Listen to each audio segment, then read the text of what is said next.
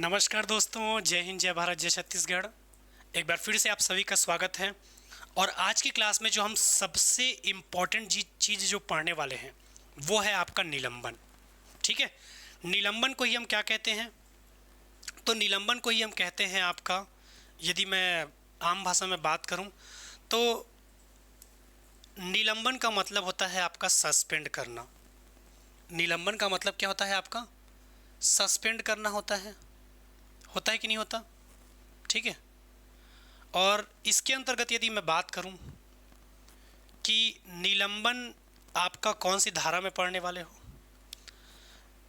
तो उसके लिए हम धारा देखेंगे। इसके साथ ही साथ हम देखेंगे कि कितने दिन पूर्व आपको राज्य सरकार के पास सूचना भेजना है, कितने दिन में आपका राज्य सरकार उस सूचना का जवाब देगा, और नहीं देता है तो उस कंडीशन में क्या होगा। निलंबन करने वाला आपका प्राधिकारी कौन होगा। तो पंचायत की पाठशाला में आप सभी का स्वागत है। मैं एक बार फिर से हाजिर हूँ आप सबके लिए। और आज का ये जो टॉपिक रहेगा वो बेहद इम्पोर्टेंट है आपके पेपर के दृष्टिकोण से। ठीक है, तो चलिए जल्दी से बताइए कि यदि इस धारा की बात करें निलंबन के लिए, तो निलंबन वाले धारा के लिए आप कौन सा धारा पढ़ते हो?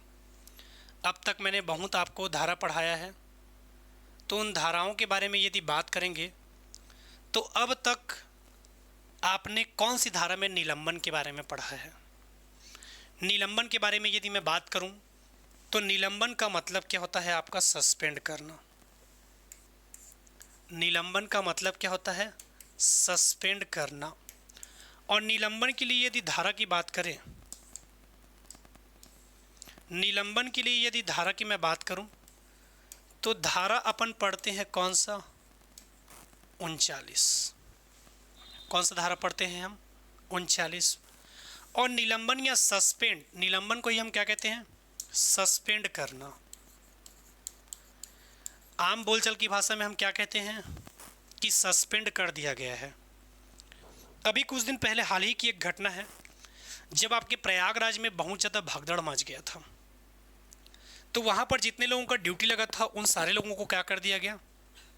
निलंबन या उसे क्या कर दिया गया? सस्पेंड कर दिया गया। ठीक है, निलंबन या उसे क्या कर दिया गया? सस्पेंड कर दिया गया। अब आखिर सस्पेंड के मामले में यदि मैं बात करूं तो निलंबन कर दिया गया या सस्पेंड कर दिया गया, इसका मतलब क्या? उसका नौकरी खा गया, या नौकरी को नौकरी के बारे में यदि बात करें तो क्या उसकी नौकरी को पूरा समाप्त कर दिया गया?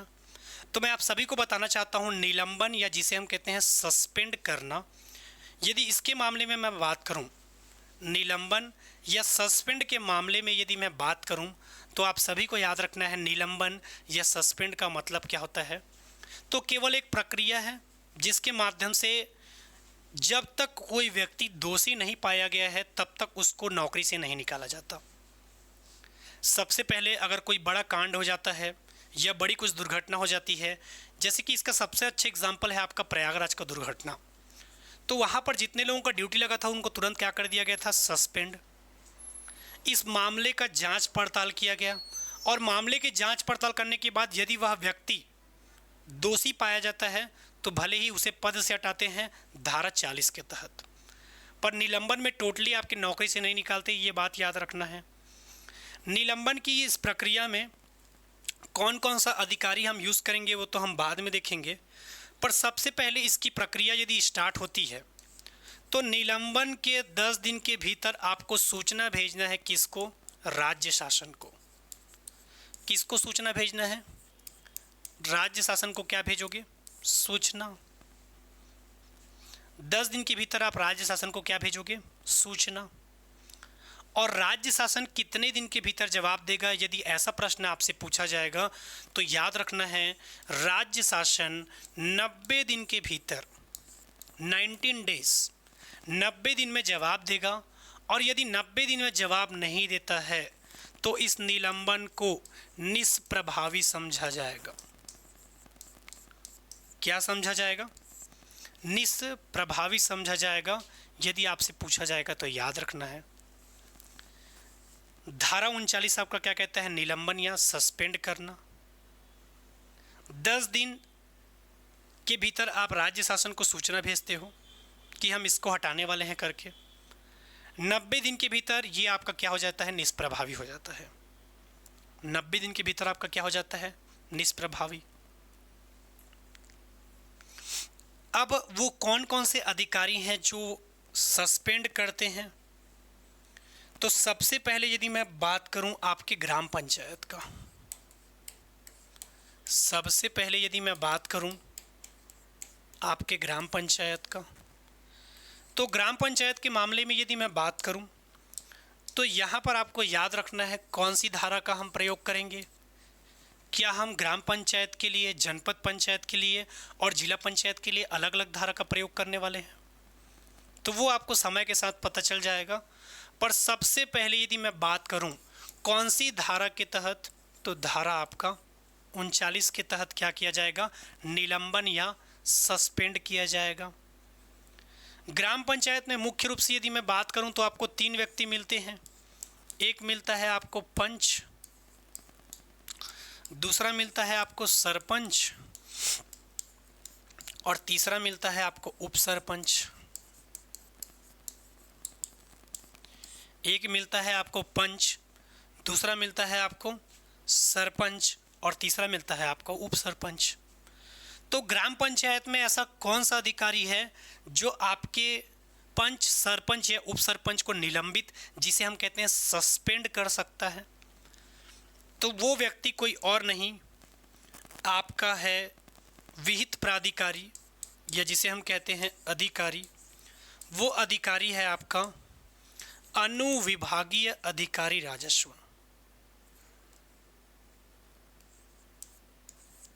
अनुविभागीय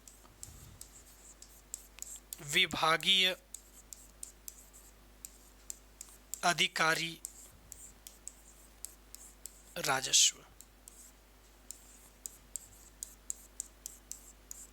अनुविभागीय अधिकारी राजस्व कौन होता है आपका, अनुविभागीय अधिकारी राजस्व, या इसे ही हम क्या कहते हैं, SDO, सब डिविजनल ऑफिसर।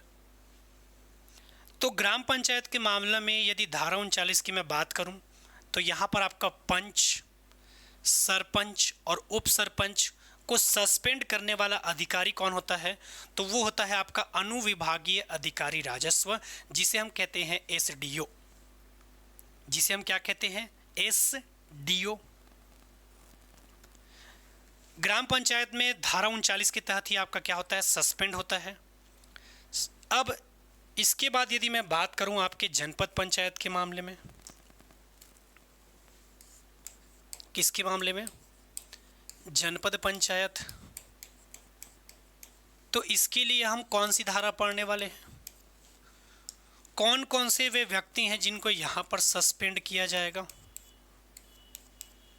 और यहाँ पर वो अधिकारी कौन है जो जनपद पंचायत के लोगों को आपका सस्पेंड करेगा। तो क्या आपको लगता है कि हम कोई और धारा पढ़ने वाले हैं? यदि आप ऐसा सोच रहे हैं तो बिल्कुल गलत है, क्योंकि हम इसके लिए भी उसी धारा का प्रयोग करने वाले हैं, और वो धारा कोई और नहीं बल्कि धारा आपका 39 है। धारा 39 आपके पंचायतों के निलंबन के बारे में बात करता है। पंचायतों कहने का मतलब क्या होता है आपका, पंचायतों कहने का मतलब होता है आपको याद रखना है ग्राम पंचायत, जनपद पंचायत और जिला पंचायत। तो इसके लिए भी हम सेम धारा का प्रयोग करेंगे। जनपद पंचायत के मामले में यदि मैं बात करूं, यहां पर होगा आपका जनपद का सदस्य। कौन होगा आपका जनपद का सदस्य? जनपद का अध्यक्ष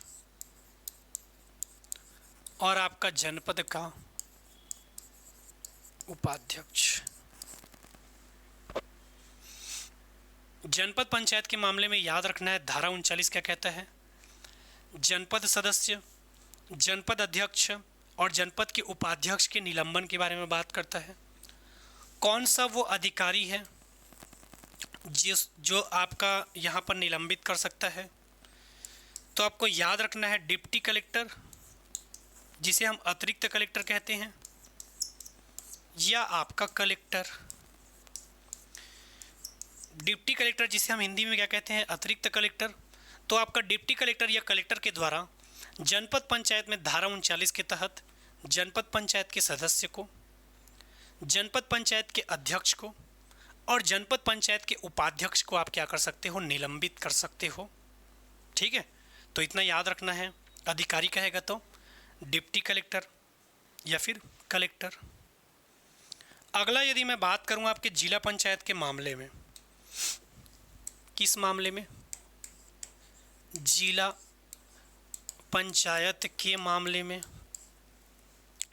जिला पंचायत के मामले में यदि मैं बात करूं तो यहाँ पर आप कौन सी धारा का प्रयोग करोगे।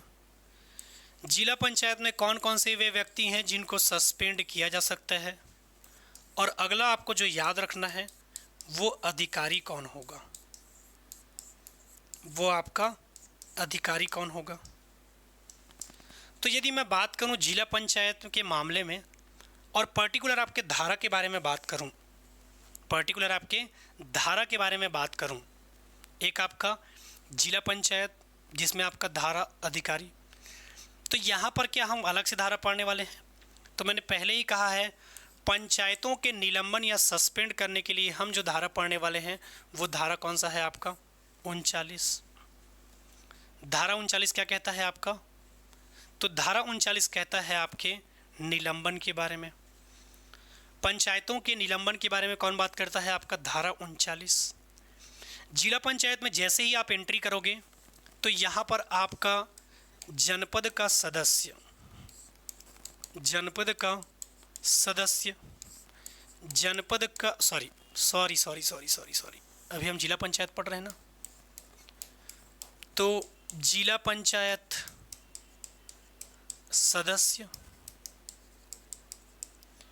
जिला का अध्यक्ष और जिला का उपाध्यक्ष, यदि इनको निलंबित कर दिया जाए तो कौन सी धारा का प्रयोग किया जाएगा, धारा 39। और कौन सा अधिकारी है जो इसको सस्पेंड करेगा, तो वो रहेगा आपका कलेक्टर। तो सबसे पहले जो क्लास आज का हमने स्टार्ट किया था उसमें हमारा टॉपिक कौन सा था जी, आपका निलंबन। क्या था आपका टॉपिक, निलंबन। कौन सा लंबन, निलंबन। तो एडीओ की इस बूस्टर क्लास और पंचायत की पाठशाला में आपका एक बार फिर से स्वागत है। और पंचायत की इस पाठशाला में मैं आपको लेकर जाऊंगा शून्य से लेकर शिखर तक, ऐसे ही स्पेशल टॉपिक पर। तो सबसे पहले यदि मैं निलंबन या सस्पेंड की बात करूं, निलंबन का मतलब क्या होता है आपका, सस्पेंड करना। धारा 39 आपके किसके निलंबन के बारे में बात करता है, तो पंचायतों के निलंबन के बारे में बात करता है। पंचायतों कह दिया मतलब इसमें आपका ग्राम पंचायत भी आएगा, इसमें आपका जनपद भी आएगा और इसमें आपका जिला भी आएगा। 10 दिन का आपको समय दिया जाता है राज्य शासन के द्वारा। कितने दिन का, 10 दिन का। 90 दिन के भीतर आपका ये क्या हो जाएगा, निष्प्रभावी हो जाएगा। 90 दिन के भीतर आपका क्या हो जाएगा, निष्प्रभावी हो जाएगा।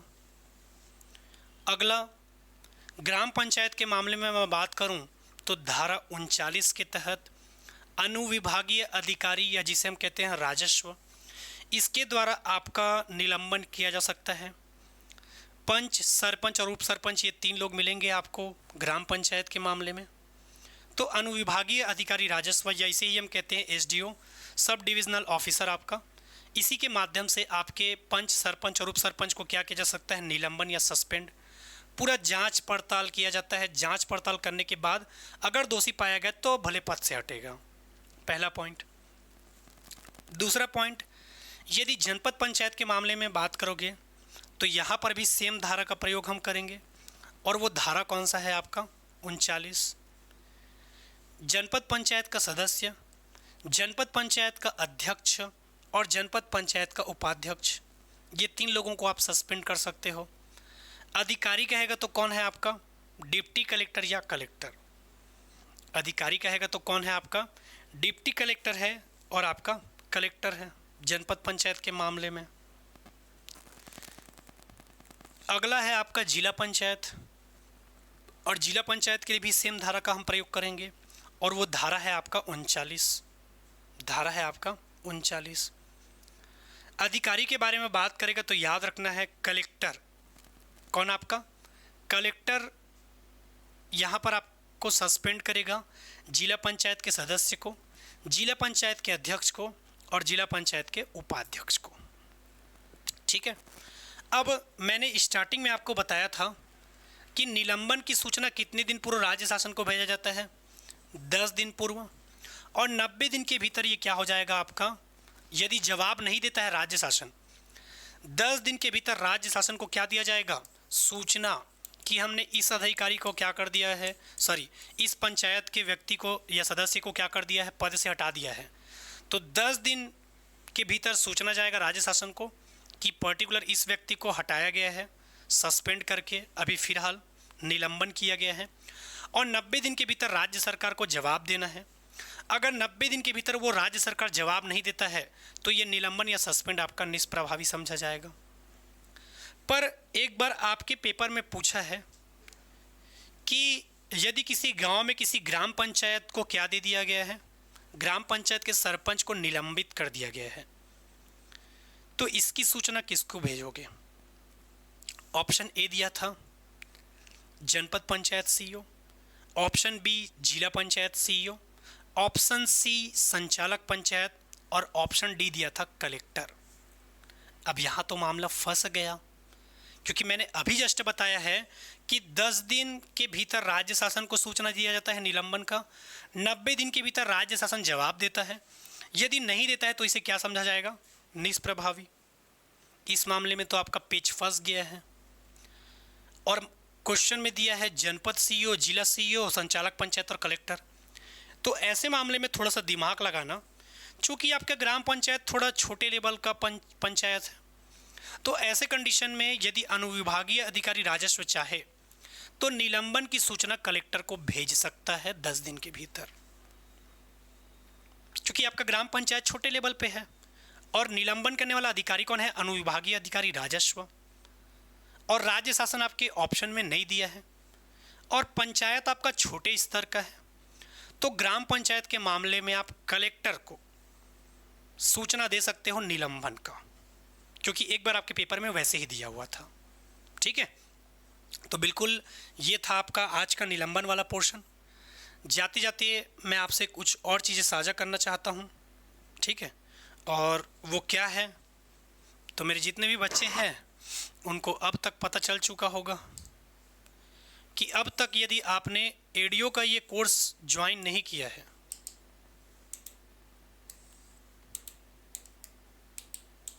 ठीक है, अब तक आपने यदि एडीओ का ये टेस्ट सीरीज ज्वाइन नहीं किया है तो करिए।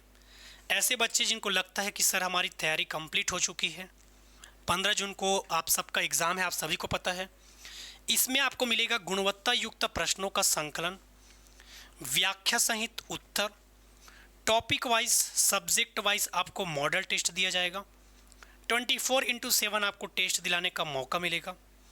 इसमें आपके पास 30 टेस्ट रहेगा, 2000 से अधिक प्रश्न देखने को मिलेगा, और 50% के इस स्पेशल छूट के साथ आप बिल्कुल इसका फ़ायदा उठा सकते हैं।